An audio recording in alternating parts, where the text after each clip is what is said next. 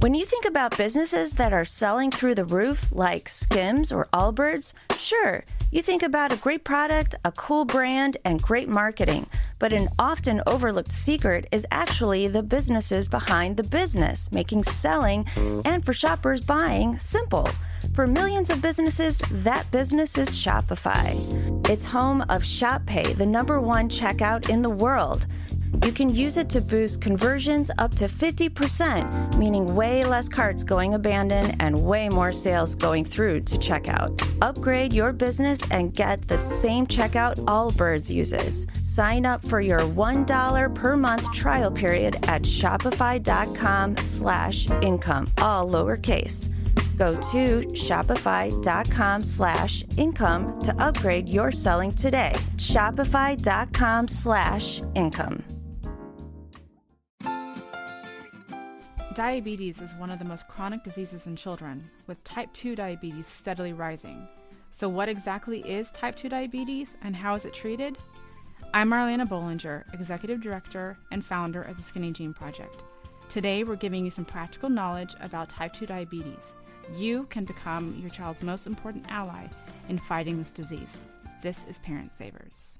Faster than a speeding toddler. Sit still for just a minute. Can soothe boo-boos with a gentle kiss. Would you get down from there? Able to clean poopy bottoms in a single swipe. Oh, what did you eat? Turning frazzled mommies and daddies into procreators of peace and harmony. Ah, quit touching me. It's Parent Savers, empowering new parents everywhere.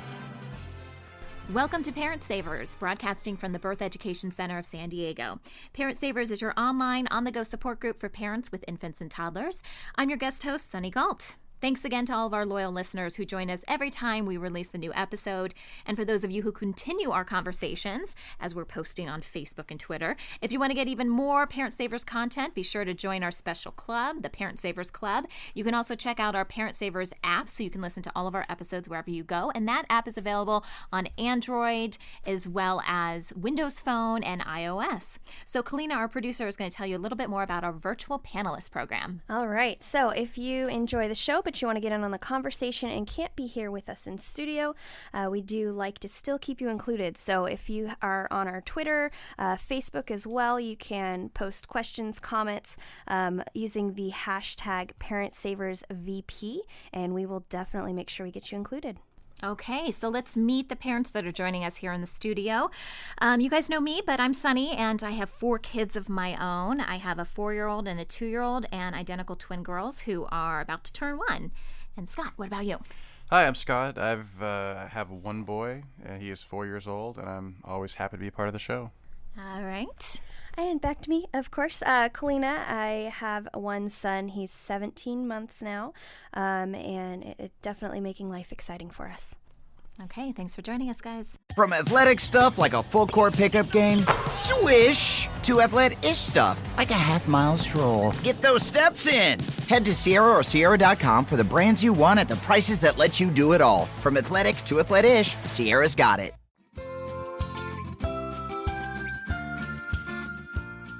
All right, before we get started with today's show, we're going to talk to our expert today a little bit more about the organization that she's involved with. So again, it's Marlena Bollinger, and she is with the Skinny Jean Project. So Marlena, tell us a little bit about the project and what you guys do. Sure, thanks for having us. So the Skinny Jean Project is a diabetes prevention organization. What we do is we help those who are at risk for type 2 diabetes, either because they have a family history or they've been diagnosed with prediabetes, and we help them to make the positive lifestyle changes that are needed to prevent type 2 diabetes. So this is something you're passionate about. Were you impacted by diabetes personally? Or Absolutely. So I lost my aunt in 2001 to type 2 diabetes. She was a very educated woman. She was tiny, was all the things that don't fit with the stereotype. And she actually stubbed her toe, and it was gangrene, and she died in the waiting room before they were able to amputate it. And that was kind of my wake-up call that this was serious. And we didn't actually find out that she had diabetes until 2 weeks before she died. Wow, I didn't even realize that, it could result in something like that so quickly. Yes, and I thought it was, when it happened in 2001, I thought that it was just one of those rare circumstances, and then I started doing more research and realized that it happens a lot more frequently than we'd like. Wow. Okay, so there's different programs that you guys offer. Can you tell us more about that? Absolutely. We have a variety of programs which fit each person's readiness for change. For example, if somebody just wanted some additional information, they could find that on our blog at skinnyjeanproject.com. If they wanted some guidance, we have counselors that can do one-on-one counseling with them. But for those who need more invasive lifestyle changes, we have one-on-one programs that go for either 90 days, which kind of reboot their metabolism, or a 1-year program. In fact, we're the only nonprofit in San Diego County with a diabetes program that is recognized by the CDC. Wow. Okay, so is that primarily then, or is it only for San Diego residents then, this? Yes, the 1-year program is currently only for residents of San Diego County because it's something that we do in person. We actually go into the community and do the classes for 1 year. Okay, but there's other services that you offer for people who don't live in San Diego. Exactly. Our Boost Your Metabolism program, which is a 90-day program, which can go on for as long as you need it, that is designed to help anyone that is in the United States. And because we do it virtually. We do telenutrition. Okay. All right. So what would you like parents, what additional information, I guess, would you like parents to know about the program and the project in general that are listening to this podcast now? How can they get involved? Great question. So what we are doing is we would love... Great question. In fact, we actually have a race coming up on November 16th. We're calling it Skinny Jean Strides for Prevention. It's going to be a 5K run, walk, and 1 mile kids fun run. And our goal basically is to celebrate a child's decision to live a healthy lifestyle. We want family, being physically fit together. So since fitness is a big part of preventing type 2 diabetes, this is one way we're doing it. So we would like anyone in San Diego County to come join us. It's going to be at Roadrunners on November 6th. And registration, if you would like to come then, is at 8 o'clock, and the race will begin promptly at 9. If you would like to, we are supported entirely by donations, like people like you and me that are committed to changing the future for our children. We have a text to donate option, if that's convenient for those with cell phones that like to do that, like me. And you can text the word prevention and any dollar amount of your choice to the number 59769. Again, the number is 59769. And any dollar amount, whether it be $10, $5, makes a big difference. Okay. Well, Marlena, thanks for being with us today. Thank you.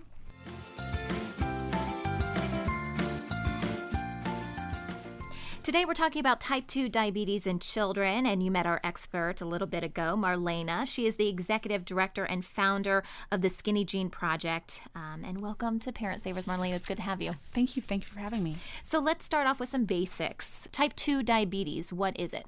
That's a great question. In the simplest way of explaining it, we like to say that diabetes is a disease of the metabolism in which our body is not properly converting food into energy. And honestly, that sounds very simple, but it's actually quite complicated. So if you don't mind, I'd like to kind of take a minute and discuss that. So we all have heard before the fact that food is fuel. Right. But what does that even mean? Well, in the case of carbohydrates, which is the primary source of fuel for our body, what we do is we eat food, and the food then goes into your stomach, and it's digested and turned into glucose. And that glucose now goes into your bloodstream. And when your body has the glucose in your bloodstream, your pancreas puts out insulin. And I want you to imagine that kind of the cells in your body, which is what needs the energy, needs the insulin to basically unlock the door so that the glucose, or sugar, we'll call it sugar, comes into the cell and is burned. If you don't have insulin, there's no way for that glucose to get into your cells. And if it doesn't come into your cells, you can't actually use food for fuel. So essentially, when this process is out of balance, that's how somebody ends up with prediabetes, type 1 diabetes, or type 2 diabetes. There are two main reasons why a person gets diabetes, and it can be broken down to your body has a shortage of insulin, which is in the case of type 1, or your body can't use the insulin it has, which is the case with type 2 diabetes. So what is more prevalent, I guess, in children? Type 1, type 2? That's a great question. Actually, type 1 diabetes is far more prevalent in children than type 2 diabetes. In fact, currently there is about 206,000 children that have both type 1 or type 2, and about only 25% of that is type 2.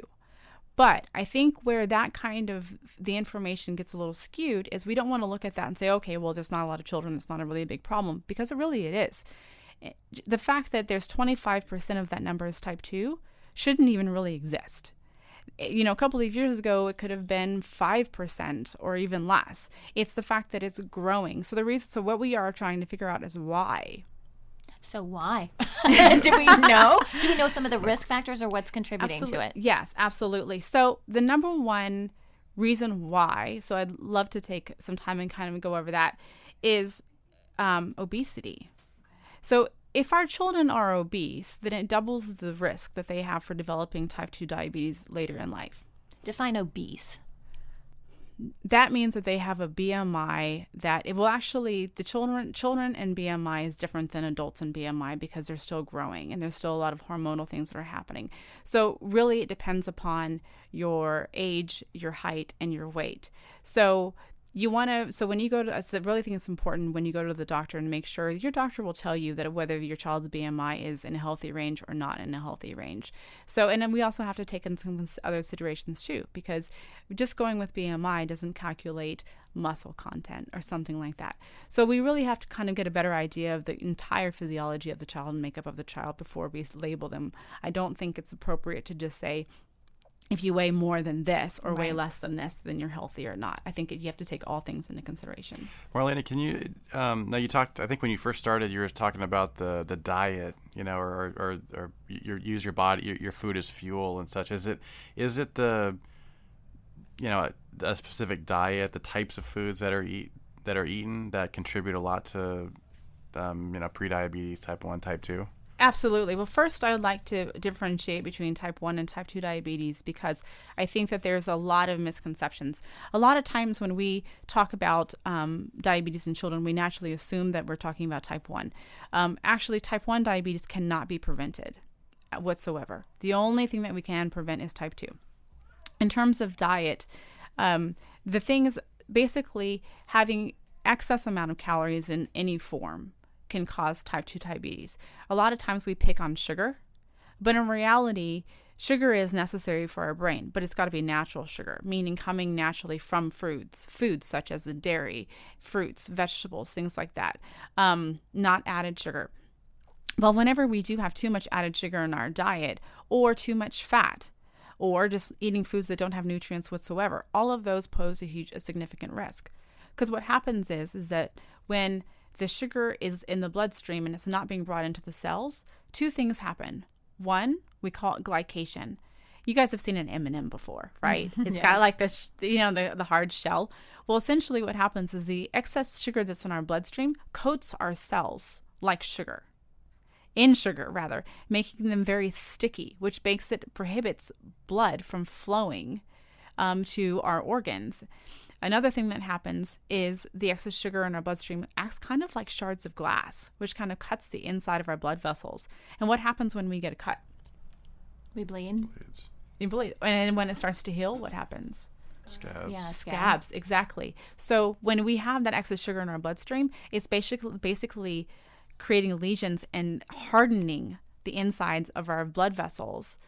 So in terms of what kind of damage can be done, you know, when you look at diabetes, diabetes affects every major organ in the body, from the heart to the blood vessels to the eyes to kidneys and nerves and teeth. And the reason why is because of that. All of that is caused because of the damage to the blood vessels. So say that a lot of excess sugars, non-natural sugars, are eaten over the course of time, and then you realize there might be a problem, and then you switch to essentially a whole foods type of a diet. Can what's happened in the past be reversed? That's a fantastic question. The great part about our body is that our cells regenerate every 90 to 120 days. So I believe very much in the fact that if we can teach people how to eat the right things, then we are able to give them a second chance with prediabetes, because you can now stop the progression of type 2 diabetes. However, once you have diabetes, you always have diabetes. There is no cure as of right now. There are things that people are looking at as cures, but there currently is no cure for type 1 or type 2 diabetes. That doesn't mean that you're always going to have high blood sugar. You may continue to have once you have diabetes, your blood sugar may be in a normal range, or it may be in control. But you will still be diabetic, which means that if you all of a sudden stopped eating properly or stopped taking your medication, your blood sugar would go right back up. Because at that point, your body is no longer using the insulin it has or not manufacturing enough insulin.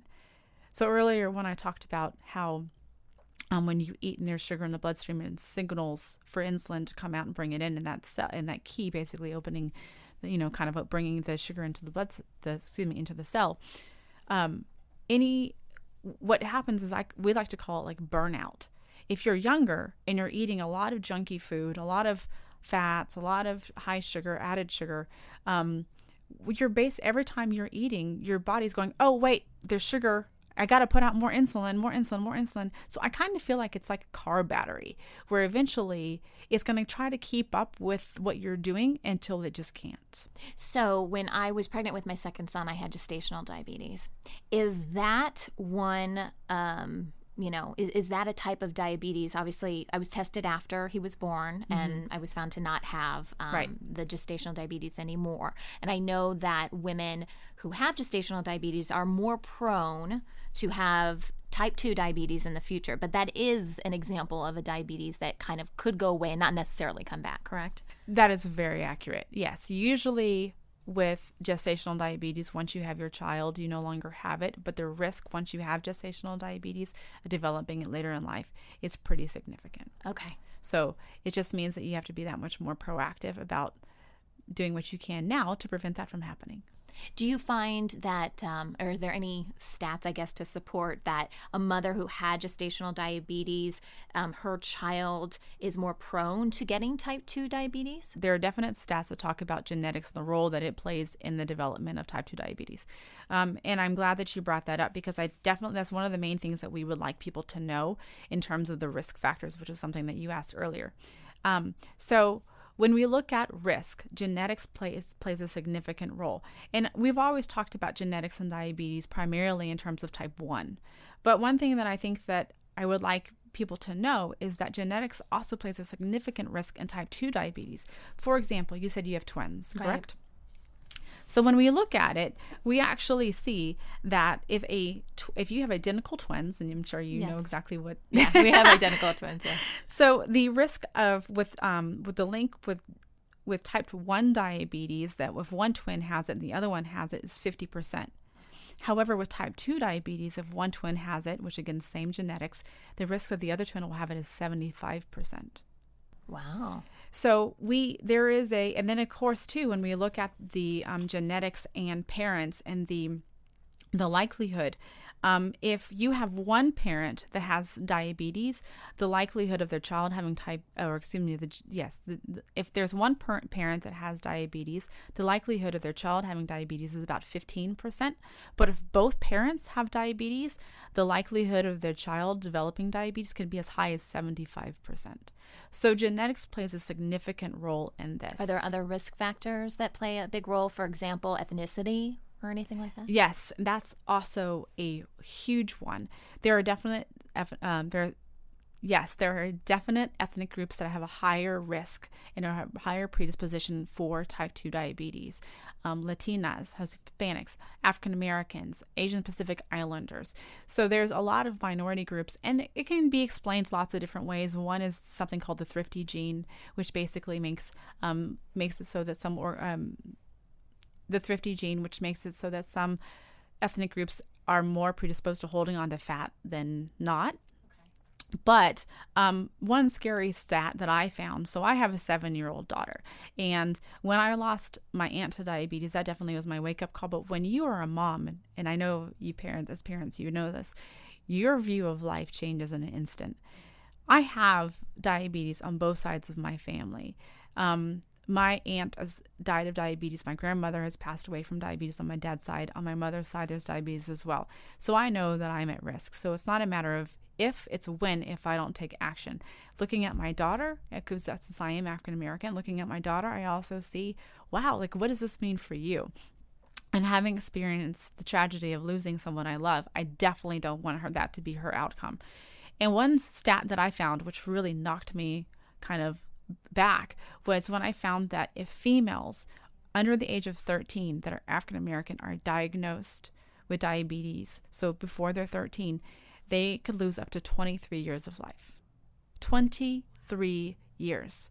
For me, if I go away from my daughter for a week, I miss her. Every second is important. So to be in a place where we are having our children, this chronic disease that's basically taking over, it has a tsunami effect affecting so many different organs. And we have to, as parents, become more engaged and more involved and do something about that. So I know that that's an important thing for me and my family, and I feel that it's important for others too to understand the risks and get involved and do something, because right now we have the ability.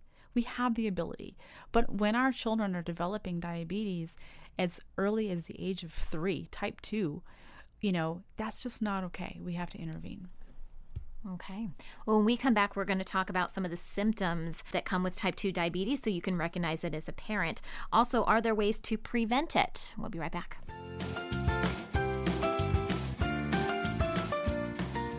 All right, welcome back. Today we're talking about type 2 diabetes. So, Marlena, when it comes to symptoms, I'm thinking of parents looking at their children, making sure that they're eating what they need to be eating, because that is something that we can control. What are some of the symptoms we should look for if we think our child might be at risk for it, and defining it and therefore, working towards controlling it? Diabetes has always been known as being the silent killer because a lot of the symptoms are asymptomatic. They're not things that is going to show up so aggressively or abruptly that you're going to notice it and say, oh, that must be diabetes. But there are some things that we can look at and say that they may be clues. The first one is unexplained weight loss. Also increased hunger or thirst even after eating. Now, take that into consideration. Our kids are growing. They're active. They're moving around. I don't know about yours. Mine is always hungry. Me too. And thirst, too. I mean, if it's hot outside and they're thirsty, there are some of these things that we have to be able to look at the context of our children and say, is this abnormal? But going down the list, also dry mouth, frequent urination, fatigue, blurred vision, heavy breathing, slowed healing of sores or cuts, itchy skin, and numbness and tingling of the hands and feet. Those are some of the symptoms that we can say, okay, these might be kind of, something that we might want to take them in and make sure that everything is okay. I did also want to point out that in regards to children, knowing when, so the time that we're really going to see that diabetes is going to start to most likely to show in our children is when they're at puberty. Okay. So after that, I think is if they are having a problem with insulin, that's generally when it's going to start to show. So is that generally when we would be looking for something like this? Not necessarily in the toddler area, but when they're older? Most likely, okay. Yes. I mean, I definitely think that if you see something that looks questionable, always take them to the doctor. You can always get a blood sugar test and kind of put your mind at ease. I definitely don't want to encourage people to kind of self-diagnose. If there's ever a question, please go talk to your physician. I mean, and if you're seeing your pediatrician on a regular basis with some of this stuff, I mean, if you're, my pediatrician always asks, well, have you noticed anything abnormal? And if you're being honest and saying, well, I noticed, that he seems to have dry mouth recently. I mean, I would imagine the pediatrician would be kind of taking note of all this and would be able to say, well, maybe we should do a test for this, or maybe we should try this. So, absolutely. That's exactly correct. I think that's why they ask you about your family history, and it's so important to make sure you're giving them all of that information. If they know that you have a family history of diabetes, then there's quite a few signs that are abnormal for your child, and it can't be explained with just things that are happening in the environment, then they may want to go ahead and do a blood test to find out. And that is the test to determine, it's some sort of blood test to determine if you have there's diabetes. 3 different ways that you can do it. There's a hemoglobin A1C, there's a fasting, and an oral glucose tolerance test. So there are 3 different ways that you can actually be diagnosed with having diabetes. And is it similar to what they do when you're pregnant? Because I've had a lot of those tests. Oh, yes. Okay. So you drink the stuff and then they test the sugar. That would be the oral when they're kind of giving you to see how you're able to metabolize it. My favorite one is by far the hemoglobin A1C, because it tells you how well you're metabolizing sugar over the course of 90 days. So So it's not like a snapshot. This is how you're doing it. And since we are metabolism experts, that's definitely my favorite. I would imagine that's probably the most accurate too, because it gives you a longer, view of what's happening. It is now one of the gold standards. It was kind of hard, with anything. It takes a while to kind of come into and be accepted, but it definitely is definitely one of the gold standards now. So hopefully this doesn't happen in our families, but if one of our children does develop type 2 diabetes, can you give us an idea of what it's like for children to live with that and how their lives change a little bit? What do they have to do? Yeah, I think that a child developing type 2 diabetes is very similar to an adult that would develop type 2 diabetes. What they have to go through would very much depend upon the level of which they're struggling with getting their blood sugar under control. For example, a child with type 2 diabetes might be able to be on medication, oral medication. Insulin can't be ingested because it's a protein, so the body would try to break it down. So it has to be given in an injection. So if their blood sugar is at a point where they need to be on insulin, then they would have to be taking insulin every day, multiple times a day, as well as pricking their finger multiple times a day. If a child develops type 2 diabetes, they're going to have to be a lot more diligent about making healthier choices and knowing which activities and foods are going to spike their blood sugar. So I think they're going to have to be a lot more self-aware of what's going on with their body at all times. And if they're not, there are repercussions of that. So just to be clear, when we're talking about diabetes in children, as parents, is type 2 diabetes preventable? Yes. It is. Type 2 diabetes is absolutely preventable. It is 85% preventable. There are some things that we cannot control, such as genetics and hormones, which on the off chance sometimes makes it more difficult for someone with prediabetes to get their blood sugar under control. But 85% of the time, type 2 diabetes is absolutely preventable. And to do it, you need to, as was just mentioned, you need to know what your blood sugar numbers are. You need to know where you are so you know where you're going, so that you know if you need to turn around, reverse it, go back. You can reverse prediabetes. And like I said before, with type 2 diabetes, once you have it, it's a lot harder to keep it under control. And the thing is that if you have type 2 diabetes, you're going to have to make changes to your diet if you want to keep the blood sugar in control. So my thing is, let's just do it now. Yeah.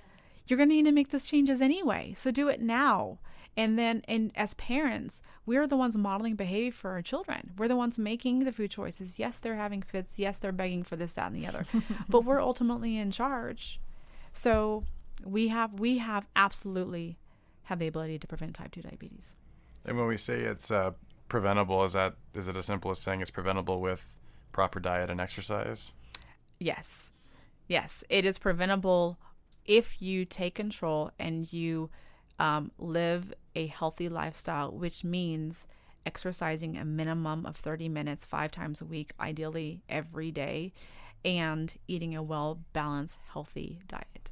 And same thing for our kids. Oh, yes, and the same thing for them. Okay. Thank you, Marlena. You're welcome. For more information about type 2 diabetes, or if you want to learn more about our expert, visit our website at newmommymedia.com. This conversation continues for members of our Parent Savers Club. In our extra bonus content, we'll finally get the answer to the age-old question, will your sweet tooth lead to diabetes? And all of our kids want those sweets, right? So it's a good question to ask. For more information about our club, you can visit our website.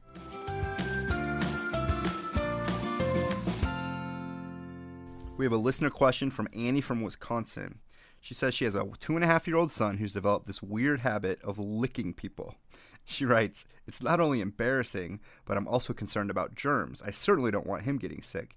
I've asked him to stop, but he seems to enjoy the extra attention he gets when he does it. How can I stop this? Hi, Annie. This is Susie Walton from the Joy of Parenting online course and Indigo Village. And you had a question about your 2.5-year-old son who licks people. Actually, that just eventually becomes a habit. So he may be in the habit. So you can let him know, and you can actually role play with him on when he wants to connect with people. He can hug them or he can kiss them. And when he forgets and he licks, you just remove him from the situation and say, remember, it's okay to kiss or hug. And that's all you do. And if he comes up again and he licks, you remove him and say, remember, it's okay to kiss or hug. So you don't really get upset about what he is doing, but you're going to be very proactive on what you want him to do. And you're just going to keep doing it to where if he licks you, you go, as you remove him, you know what to do. And you'll do that over and over again. And I have a feeling that will help stop that habit.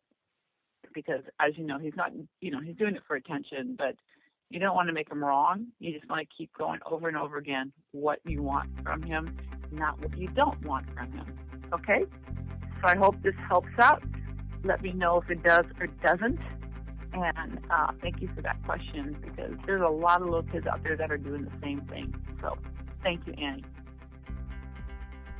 That wraps up our show for today. We appreciate you listening to Parent Savers. Don't forget to check out our sister shows, Preggy Pals for expecting parents, The Boob Group for moms who breastfeed, and Twin Talks for parents of multiples. This is Parent Savers, empowering new parents. This has been a New Mommy Media production. The information and material contained in this episode are presented for educational purposes only. Statements and opinions expressed in this episode are not necessarily those of New Mommy Media and should not be considered facts. While such information and materials are believed to be accurate, it is not intended to replace or substitute for professional medical advice or care, and should not be used for diagnosing or treating healthcare problem or disease or prescribing any medication. If you have questions or concerns regarding your physical or mental health or the health of your baby, please seek assistance from a qualified healthcare provider. New Mommy Media is expanding our lineup of shows for new and expecting parents. If you have an idea for a new series, or if you're a business or organization interested in joining our network of shows through a co-branded podcast, visit newmommymedia.com. Hey mamas, don't forget to check out Mighty Moms. It's our online community built for new moms just like you. Not only can you connect with other moms, but you can also join us backstage for special mom-only online events. And you'll also be notified when we're recording, so you can join us as a special guest. Visit our website, newmommymedia.com, and click on the Mighty Moms banner. It's free. That's newmommymedia.com. See you there. Hey mamas, don't forget to check out Mighty Moms. It's our online community built for new moms just like you. Not only can you connect with other moms, but you can also join us backstage for special mom-only online events. And you'll also be notified when we're recording, so you can join us as a special guest. Visit our website, newmommymedia.com, and click on the Mighty Moms banner. It's free. That's newmommymedia.com. See you there.